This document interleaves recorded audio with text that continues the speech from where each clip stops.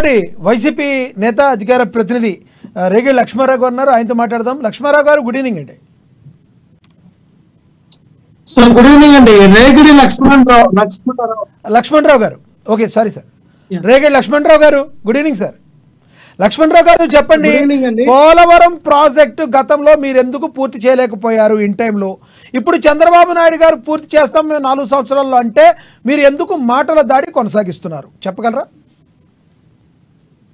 Sir మీకు నాకు అలాగే ప్యానెల్లో ఉన్న పెద్దలకి, అమ్మా టీవీ వీక్షకులకి, యాజమాన్యానికి హృదయపూర్వక నమస్కారాలు. చంద్రబాబు నాయుడు గారు 72% మేము పూర్తి చేసామన్నారు. 72% ఎక్కడ పూర్తి చేశారు? గత ప్రభుత్వాలు ఏం కట్టినాయి? పోలవరం ఏం కట్టలేదా? ఎవరు వచ్చి శంకుస్థాపన చేసి ఎవరు నిర్మించారు పోలవరం ప్రాజెక్టుని? అసలు చంద్రబాబు నాయుడు గారు చేసిన పర్సంటేజ్ ఎంత? ఈయన చేసినటువంటి ఏదైతే పోలవరం ప్రాజెక్ట్ యొక్క డిజైన్ ఏదైతే ఉందో తప్పులు తడక ఈ రోజున కాపర్ డ్యామును రెండు ఒకే వైపుగా పరస్పర విధానంగా కట్టవలసినటువంటి కాపర్ డ్యాములకి ముందుగానే డయాఫ్రమ్ వాళ్ళు కట్టడంటువంటి చంద్రబాబు నాయుడు గారు దానివల్ల ఈ రోజున ఓవర్ ఫ్లో ఎక్కువయ్యి దాదాపుగా 50 గ్రామాలు ముంపుకు గురయ్యే అవకాశాలు ఉన్నాయి. ఇవన్నిటి కూడా ఎప్పుడైతే మరి మేము అధికారంలోకి వచ్చిన తర్వాత అవన్నీ మరి అంబటి రాంబాబు గారు అవనండి, అనిల్ కుమార్ యాదవ్ గారు అవనండి, అలాగే జగన్మోహన్ రెడ్డి ఇవందరూ కూడా ఓవర్ వ్యూ మొత్తం అంతా కూడా వ్యూ చేసిన తర్వాత ఖచ్చితంగా డిజైన్ లో తప్పులు తడుకున్నాయి. అలాగే వీళ్ళు చేసినటువంటి కమిషన్లకి ఏవైతే ఆశపడి ఎలా పడితే అలాగా నాణ్యత లేకుండా కట్టినటువంటి డయాఫ్రమ్ వాళ్ళు ఏ విధంగా బేట్లు వారిందో మనం చూసాం.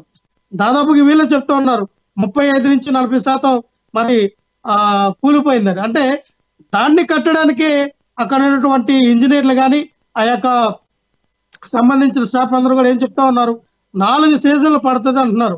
అంటే ఒక డయాఫ్రామ్ వాళ్ళు కట్టడానికి 4 సంవత్సరాలు పడితే వీళ్ళు పోలవరం మొత్తం పూర్తి చేయడానికి ఎంత టైం పడుతుందో మరి శ్రీనివాస్ చౌదరి గారు అన్నట్టుగా మీరు ఆ మాట మీద నిలబడి ఉండండి. ఖచ్చితంగా పోలవరం ప్రాజెక్టు పూర్తయిన తర్వాత రాష్ట్ర ప్రజల్లో ఓట్లు అడగండి. ఎందుకంటే అందరూ అండి ఎవరు కూడా దీనికి వ్యతిరేకం కాదు.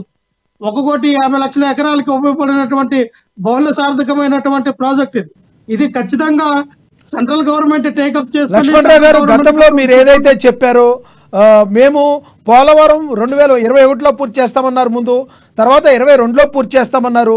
మీ అనిల్ కుమార్ యాదవ్ గారు తర్వాత ఏమన్నారు, నేను ఇప్పుడు ఆ శాఖకు సంబంధించిన మంత్రిని కాదన్నారు. కాబట్టి 5 సంవత్సరాల్లో మీరు ఎందుకు కాలయాపన చేశారు? ఇదే చంద్రబాబు నాయుడు గారు ఎంతకుముందు తప్పులు చేస్తుంటే ఆ తప్పుల్ని ఎందుకు సవరించలేదు? వాటిని మీరు ఎందుకు పరిష్కరించలేదు? ఈరోజు మళ్ళీ మీరు ప్రభుత్వం కోల్పోయిన తర్వాత ఈరోజు మళ్ళీ మీరు ఎందుకు చేయట్లేదని వాళ్ళని ఎలా ప్రశ్నించగలుగుతున్నారు? ఏమండి ఎలా ప్రశ్నించగలుగుతున్నాం అంటే ఆ రోజు మేము వెళ్ళినటువంటి మేము యూజ్ చేసినటువంటి విధానం బట్టి అక్కడ ఖచ్చితంగా క్లియర్ గా అర్థమవుతుంది చంద్రబాబు నాయుడు గారు డయాఫ్రామ్ వాళ్ళు కట్టి తప్పు చేశారు. అది కూడా ఎప్పుడు కట్టాలి? 2 కాపర్ డ్యాములు కట్టిన తర్వాత డయాఫ్రామ్ వాళ్ళు కట్టాలి. అదే కాకుండా ముందుగానే ఈయన డయాఫ్రామ్ వాళ్ళు కట్టి తర్వాత కాపర్ డ్యాములు కడదామంటే అయ్యే పని కాదు. ఖచ్చితంగా ఇది ఏ రకంగా దీన్ని ఇదే చిన్న చితక కాదండి. ఒక చిన్న ఇల్లు లేదంటే 4 అంతస్తుల బిల్డింగ్ కాదు పడగొట్టేసి మళ్ళీ కట్టడానికి.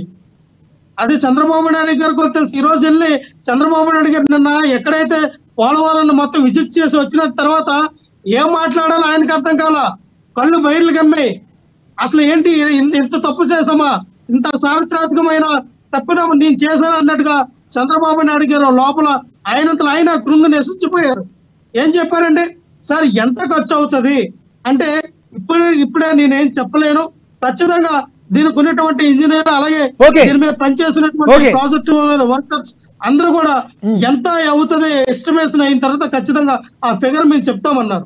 సార్ ఎన్ని సంవత్సరాల్లో పూర్తి అవుతుంది అని కూడా ఇది చెప్పలేదా చంద్రబాబు నాయుడు గారు? ఖచ్చితంగా 5 సంవత్సరాల్లో మేము పూర్తి చేస్తామని ఎక్కడ కూడా చంద్రబాబు నాయుడు గారు స్టేట్మెంట్ ఇవ్వలేదే. ఈ రోజున చౌదరి గారు చెప్పినటువంటి విశ్వాసమైనటువంటి మాట ఆయనకి హ్యాట్స్ ఆఫ్. ఎందుకంటే ఆయనకు నమ్మకం ఉంది చౌదరి గారికి, చంద్రబాబు నాయుడు గారికి నమ్మకం లేదు. నేను ఈ 5 సంవత్సరాల్లో పూర్తి చేస్తానని. సో నేను అనేది ఏంటంటే మీరు ఎందుకు చేయలేదు అంటే మేము ఎందుకు చేయలేదంటే అక్కడ ఉన్నటువంటి ప్లాన్ ని మళ్ళీ రీరిక్రూట్మెంట్ చేయడానికి అవకాశం లేదు. చాలా క్రిస్టల్ క్లియర్ గా చెప్పారు మా వాళ్ళు, ఇంజనీర్లు కూడా చెప్పారు.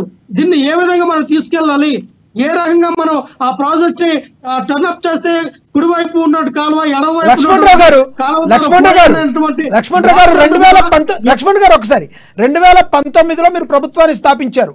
మరి ఎన్ని మీరు 2019లో చూడలేదా? 21లో పూర్తి చేస్తామని ఎలా చెప్పారు మీ మంత్రి అనిల్ కుమార్ గారు? 22లో పూర్తి చేస్తామని ఎలా చెప్పారు? ఇవన్నీ ముందు మీరు సమీక్షించలేదా? సార్ సమీక్షించిన తర్వాత చెప్పిన మాటలు తర్వాత ఎప్పుడైతే సమీక్షించిన తర్వాత మేము నిజంగా ఏదైనా సరే మళ్ళీ దీన్ని కడతామన్న సమయంలో దాని బడ్జెట్ పెరుగుతా వస్తూ ఉంది. ఈ రోజు అదే బడ్జెట్ ఈ రోజు చెప్తున్నటువంటి ఆ రోజుల్లో 47,000 కోట్ల బడ్జెట్ వేస్తే ఈ రోజున 57,000 కోట్లు దాటిపోయింది. అంటే దాదాపుగా ఇంకో 10,000 కోట్లు బడ్జెట్ పెరిగింది దానికి. మరి శ్రీనివాస్ చౌదరి గారు ఎందుకు చెప్తున్నట్టుగా 6,500 కోట్ల రూపాయలు దాని మీద వాళ్ళు 16,500 కోట్ల రూపాయలు దాని మీద ఖర్చు పెట్టినట్టయితే దాని గణాంకాలు తీయండి. దేనికి ఐరన్కి ఎంత ఖర్చు పెట్టారు, సిమెంట్కి ఎంత, వర్కర్స్ కి ఎంత, దేనికి ఎంత ఖర్చు పెట్టారు శ్వేతపత్రం రిలీజ్ చేయండి. ఎవరు ఆయంలో ఎంత ఖర్చు పెట్టారు, ఎవరి దాంట్లో ఎక్కువ ఖర్చు పెట్టారు అనేది ఖచ్చితంగా మా ప్రభుత్వం నుంచి కూడా స్పందించి మాట్లాడతారు. మా అధినాయకుడు ఖచ్చితంగా